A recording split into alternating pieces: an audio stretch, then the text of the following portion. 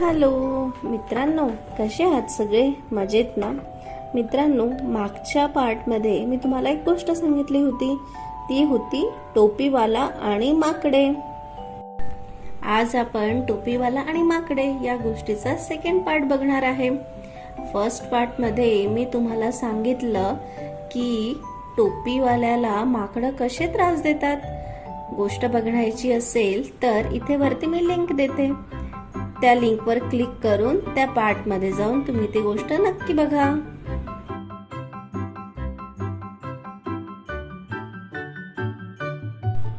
या व्हिडिओमध्ये तुम्हाला मी थोडासा फर्स्ट पार्ट सांगणार आहे. तर एकदा काय होतं, एक गाव असतं. त्या गावामध्ये एक टोपी विक्रेता राहत असतो.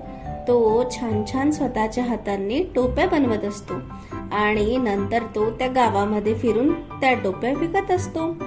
एकदा काय होतं, तो टोपीवाला त्याच्या टोप्या विकण्यासाठी दुसऱ्या गावामध्ये जायचं ठरवतो आणि जाता जाता त्याला एक जंगल लागतं. त्या जंगलामध्ये त्याला थोडीशी विश्रांती घ्यावीशी वाटते. टोपीवाला विचार करतो, अरे वा, हे जंगल तर खूप छान आहे. इथे मी थोडा वेळ माझी सायकल लावतो, जेवण करतो, थोडा वेळ विश्रांती घेतो आणि पुढे निघतो. असा विचार तो टोपीवाला करतो. असा विचार करत असतानाच त्याला एक फार मोठं झाड दिसतं. त्या झाडाखाली तो जेवणाचा विचार करतो. तिथे टोपीवाला हा जेवायला बसतो, छान जेवण करतो आणि थोडा वेळ विश्रांती घेतो. तितक्यात काय होतं, त्या झाडामध्ये खूप लबाड असे माकडं राहत असतात. ते माकडं सर्वांना खूप त्रास देतात. ते माकडं काय करतात, टोपीवाल्याच्या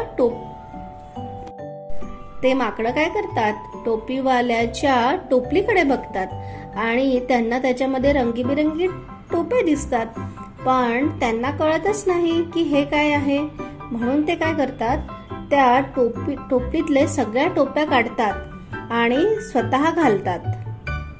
माकडं काय करतात, त्या सर्व टोप्या आपल्या डोक्यावर घालतात आणि या झाडावरून त्या झाडावर नुसत्या उड्या मारत असतात आणि टोपीवाल्याकडे बघत असतात. टोपीवाला हा शांत झोपला असतो आणि तितक्यात काय होतं, टोपीवाल्याला जाग येतो आणि तो बघतो की अरे,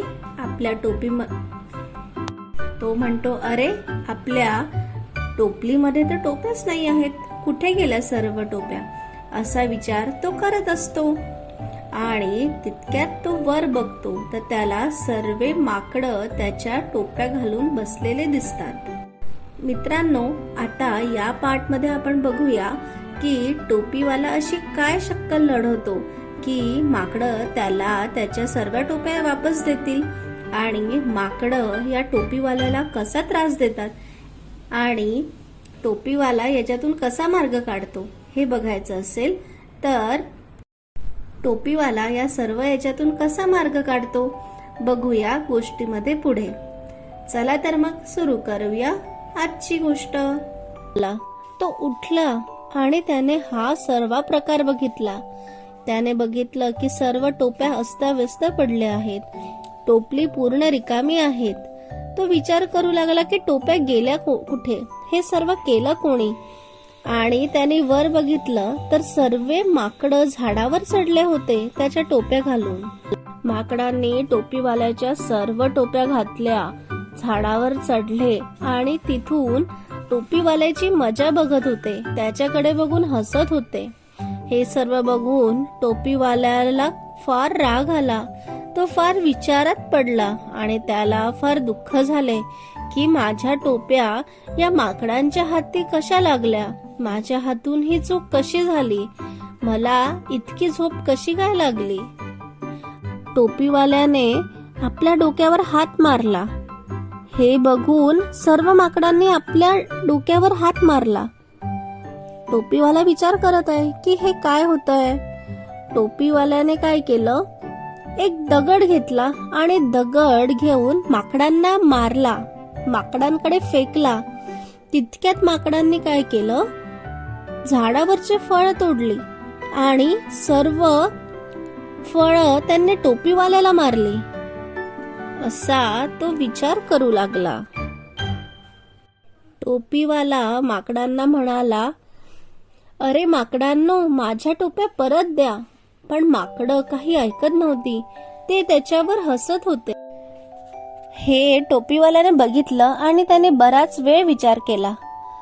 विचार करता करता त्याने आपला हात डोक्यावर नेला आणि असं डोकं खाजवत होता. त्याचं हे बघून माकडं सुद्धा आपलं डोकं खाजवायला लागले. मग आता टोपीवाल्याला हे कळलं की मी जसं करतो आहे तसंच तीच कृती हे माकडं करतात आहे. टोपीवाला हा विचार करत होता की आता आपण काय करावं जेणेकरून आपल्याला आपल्या टोप्या मिळतील आणि त्या घेऊन मी माझ्या घरी जाईल. पण माकडं काही टोप्या देत नव्हते. हे सर्व बघून टोपीवाल्याने विचार केला, मी जसं करतोय तसंच हे माकडं सुद्धा करतायत. त्यामुळे आपण यांच्यामध्ये शक्तीत तर नाही जिंकू शकत.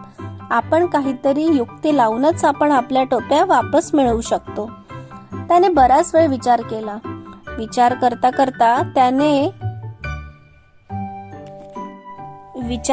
करता त्याला एक युक्ती सुचली.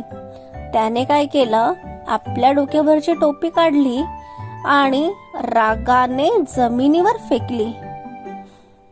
जशी टोपीवाल्याने त्याची टोपी काढून जमिनीवर फेकली तसंच माकडांनी सुद्धा काय केलं, त्यांनी घातलेल्या टोप्या घेतल्या आणि जमिनीवर फेकल्या.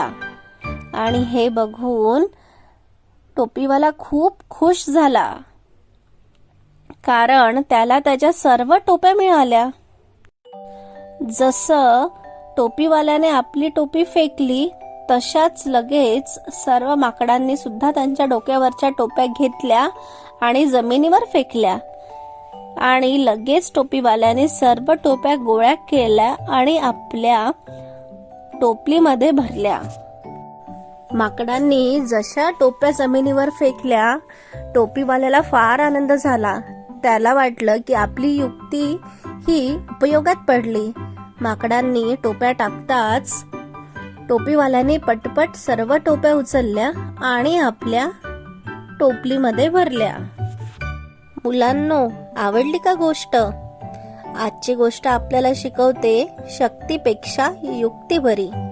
कारण जसं टोपीवाल्याने आपली युक्ती, आपलं डोकं लढवून आपल्या टोप्या माकडांपासून परत घेतल्या, तोच हे काम शक्तीने करू शकत नव्हता. त्यामुळे त्याने इथे युक्ती वापरून आपले काम केले. मित्रांनो, तुम्हाला अजून गोष्टी ऐकायच्या असतील तर कमेंटमध्ये नक्की सांगा.